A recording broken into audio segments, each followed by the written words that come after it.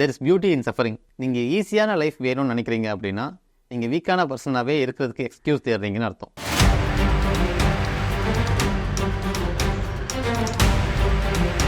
There is no glory in ease. There is power in intentional suffering. ரீசெண்டாக NVIDIA ஃபவுண்டரோட interview பார்த்துட்டு இருந்தேன். அதில் ஒரு சூப்பர் விஷயம் சொல்லியிருக்காரு. அவரை பற்றி சொல்லணும் அப்படின்னா அவர் டிஷ்வாஷராக இருந்து அங்கேருந்து NVIDIA ஃபவுண்டர் ஆகி NVIDIAவை 31 வருஷமாக ரன் பண்ணியிருக்காரு. ஸோ பேசிக்காக he's gone through a lot of suffering in life. ரொம்ப சாதாரண ஃபேமிலியிலேருந்து வந்து is now one of the richest people in the world. அவர் வந்து ஸ்டான்ஃபர்டில் பேசுகிறப்போ வந்து கடைசியாக விஷ் பண்ணி முடிப்பாங்கல்ல, அப்படி முடிக்கிறப்போ என்ன சொல்கிறாருன்னா, if I have to wish you guys something I wish that suffering and pain happens to you அப்படின்னு சொல்கிறாரு. ஏன்னா க்ரோத்துக்கு காரணம் சஃபரிங் தான், சஃபரிங்கில் தான் ரூட் ஆகிருக்கு க்ரோத் அப்படின்னு சொல்கிறாரு. ஒருத்தர் சஃபரே ஆகலை அப்படின்னா அவர் வளர்றதே இல்லை அப்படின்னு அர்த்தம் அப்படின்னு சொல்கிறாரு. இதை பற்றி பேசுகிறப்ப எனக்கு கதை ஞாபகம் வருது. There is something called the myth of Sisyphus. சிசிஃபஸ்னு ஒரு கிரீக் மித்தாலஜிக் கேரக்டர் இருக்குது. இந்த கேரக்டர் பொறுத்த வரைக்கும் வந்து he is very smart, he is very intelligent. எந்த அளவுக்கு இன்டெலிஜென்ட்னா நிறைய அறிஞர்களையும் கிங்ஸையும் கிரீக் காட்ஸை விட இன்டெலிஜென்ட்.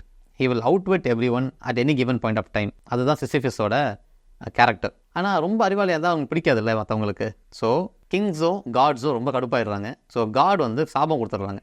என்ன சாபம் அப்படின்னா, சிசிஃபஸ் ஒரு பெரிய போல்டர், அதாவது ஒரு பெரிய பாறையை மலையில் கீழேருந்து மேலே வரைக்கும் தள்ளிட்டு போகணும். அது அப்படி தள்ளுறதே ரொம்ப கஷ்டமான விஷயம். அது மேலே தள்ளிக்கிட்டே போகணும். அப்படி மேலே போன உடனேவே, அந்த உச்சிக்கு போன உடனேவே திருப்பியும் பாறை கீழே வந்துடும், திருப்பியும் கீழேருந்து மேலே தள்ளணும் அப்படின்னு சாபம் கொடுத்துட்றாங்க. டு எட்டர்னிட்டி, அதாவது அவன் வாழ்க்கை முடிகிற வரைக்கும் இதே மாதிரி செஞ்சுக்கிட்டே இருக்கணும் அப்படின்றது தான் அவனோட சாபம் அப்படின்னு சொல்லிடுறாங்க. சிசிஃபஸ் ரொம்ப வருத்தமாக அதை ஆரம்பிக்கிறாரு. நான் ஆரம்பித்து கொஞ்ச நாட்கள் கழிச்சு திருப்பி காட் வந்து பார்க்குறப்போ சிசிஃபஸ் சிரிச்சுக்கிட்டே அந்த வேலையை பண்ணுறாரு. காட்ஸ்க்கு எதுவும் புரியலை.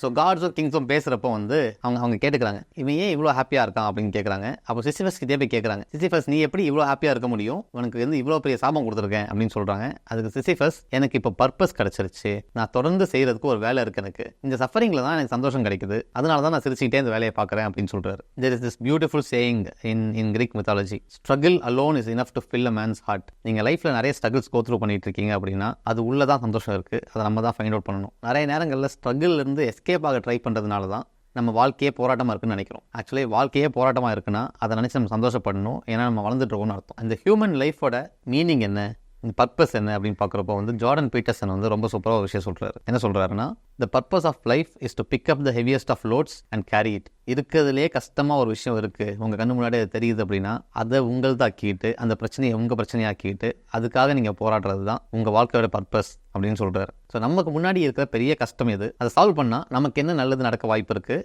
நம்மளை சுற்றி இருக்கிறவங்களுக்கும் என்ன நல்லது நடக்க வாய்ப்பு இருக்குன்னு யோசிச்சோம் அப்படின்னா that could become your purpose. இதனால தான் ஆண்டர்பிரினர்ஷிப்குள்ளே வர நிறைய பேர் என்ன ப்ராப்ளமை சால்வ் பண்ண போகிறேன், அந்த ப்ராப்ளம் எவ்வளோ பெருசு அப்படின்றது யோசிக்கிறாங்க. ஏன்னா the bigger the problem, the greater the purpose, the greater the solution, the greater the impact. So நீங்கள் ஒரு ப்ராப்ளமை சூஸ் பண்ணுறது மூலியமாக தான் உங்களுக்கு பர்பஸே கிடைக்குது. So start finding a purpose and start riding with it, because the only way to succeed is to out suffer and outwork everyone you know.